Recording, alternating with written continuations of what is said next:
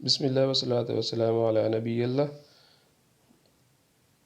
حضرت ابو ہریرہ رضی اللہ تعالیٰ عنہ قال قال رسول اللہ صلی اللہ علیہ وسلم کہ تم دوسروں کے متعلق بدگمانی سے بچو، کیونکہ بدگمانی سب سے جھوٹی بات ہے۔ تم کسی کی کمزوریوں کی ٹو میں نہ رہا کرو، اور جاسوسوں کی طرح رازدانہ طریقے سے کسی کے عیب معلوم کرنے کی کوشش بھی نہ کیا کرو، اور ایک دوسرے سے بڑھنے کی بے جا ہوس کرو، اور نہ آپس میں حسد کرو، اور بغض و کینہ نہ رکھو، اور نہ ایک دوسرے سے منہ پھیرو،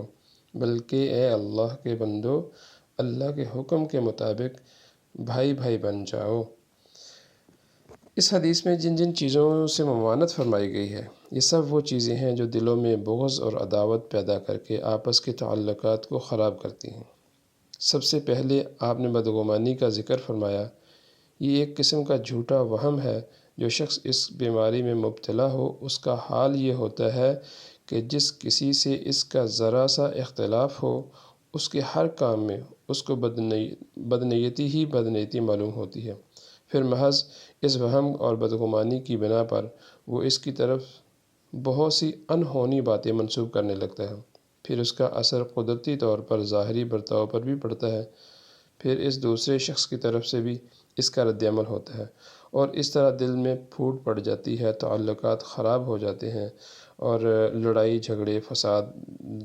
دنیا میں شروع ہو جاتے ہیں۔ رسول اکرم صلی اللہ علیہ وسلم نے اس حدیث میں بدگمانی کو الکذب الحدیث فرمایا، یعنی سب سے جھوٹی بات، سب سے زیادہ جھوٹی بات بدگمانی ہے۔ بظاہر اس کا مطلب یہ ہے کہ کسی کے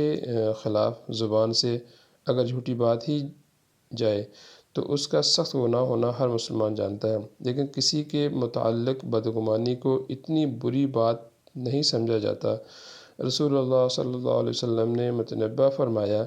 کہ یہ بدگمانی بھی بہت بڑا، سب سے بڑا جھوٹ ہے، اور دل کا یہ گناہ زبان والے جھوٹ سے کم نہیں ہے۔ یعنی کہ بدگمانی دل کا جھوٹ اور زبان کا جھوٹ ہے کہ کسی کے بارے میں بری بات کہہ دینا۔ تو دل کی جو بدگمانی ہے یہ بھی بہت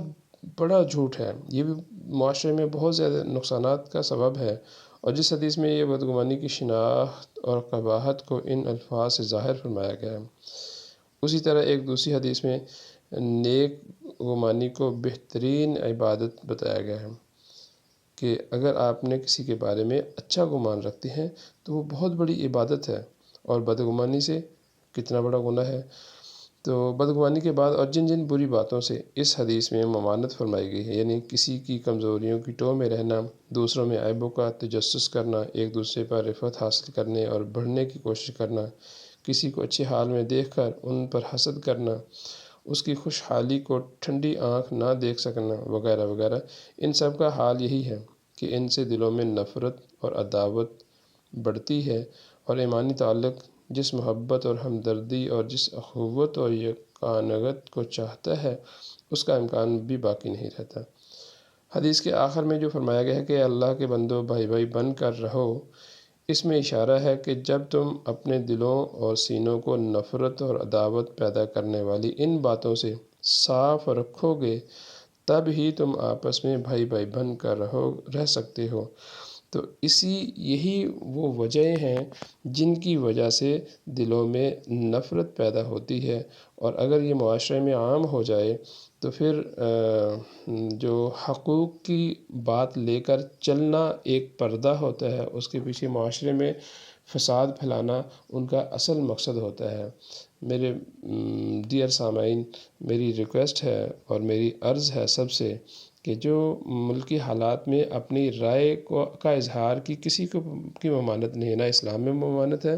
نہ پاکستانی قانون میں اس کی ممانعت ہے، لیکن اظہار برائے اظہار ہو، اظہار برائے تنقید اگر ہوگا تو اس سے عداوتیں اور نفرتیں پیدا ہوں گی، اور اگر اس میں فسادی لوگ شامل ہو جائیں گے تو وہ معاشرے میں نقصان کا اسباب پیدا کریں گے، نقصان ہی نقصان وہ دیں گے، نفع نہیں وہ معاشرے میں دے سکتے۔ اب ایک آسان سی بڑی پچھلے دنوں میں جب اسی طرح جلسہ تھے تو جلسے میں شامل ہونے والے بھی میرے پاکستانی اور جلسے سے جو باہر ہیں وہ بھی میرے ملک کے، میرے پاکستانی ہم شہری، تو ایک دوسرے کو نقصان پہنچانے سے بیسیکلی اسٹیٹ کا نقصان ہے، بیسیکلی ریاست کا نقصان ہے، اور ریاست کے نقصان کا جو ازالہ ہوتا ہے وہ میں نے آپ نے کرنا ہوتا ہے۔ جو ٹیکسز ہم ادا کرتے ہیں، جو ہم اس طرح جو گورنمنٹ کو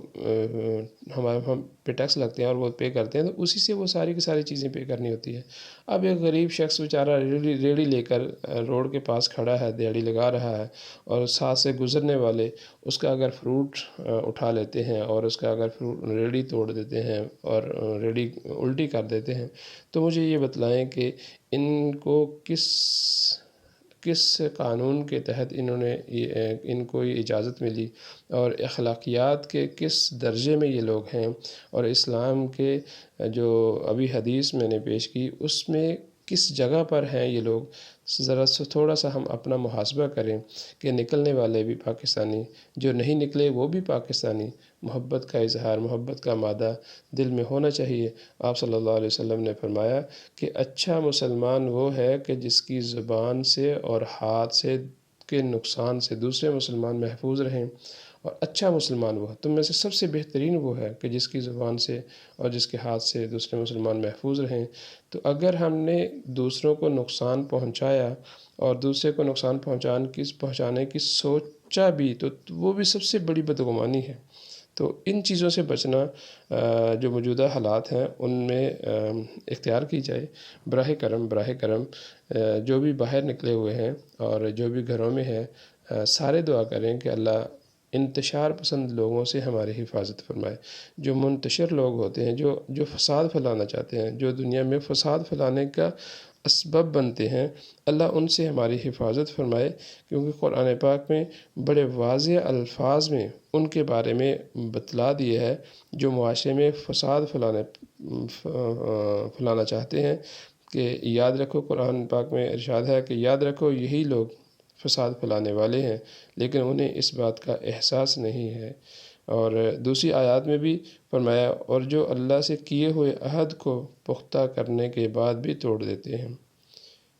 جو اللہ سے کیے ہوئے عہد کو، جو عالم ارواح میں ہمیں عہد کیا تھا، وہ توڑ دیتے ہیں، اور جن رشتوں کو اللہ نے جوڑنے کا حکم دیا ہے انہیں کاٹ ڈالتے ہیں اور زمین میں فساد مچاتے ہیں۔ ایسے ہی لوگ بڑا نقصان اٹھانے والے ہیں۔ اور اسی طرح مختلف آیات میں مختلف جگہوں پر اللہ پاک نے جو فساد پھیلانے والے لوگ ہیں ان کے بارے میں بتلایا ہے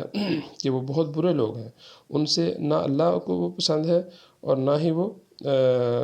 جو نا وہ اچھے لوگ ہیں، نہ ہی وہ معاشرے والے، نہ ہی وہ مسلمانوں سے وہ محبت رکھتے ہیں۔